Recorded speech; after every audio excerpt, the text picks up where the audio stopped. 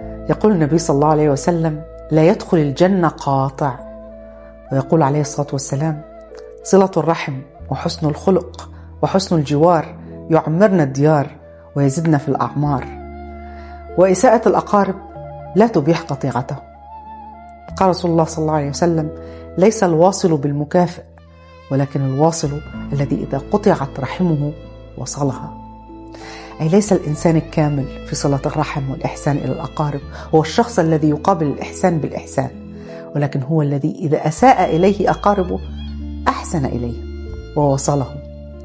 صلوا أرحامكم فإنه أبقى وأنفع لكم في الحياة الدنيا وخير لكم في الآخرة. ولا تورثوا لأبنائكم أخبار سيئة عن أرحامهم مهما حدث بينكم وبينهم. دعوهم ينشأون بقلوب سليمة ونوايا صافية. علموهم حسن الخلق ووصل الأهل والأقارب، حتى ولو كان في صدوركم شيء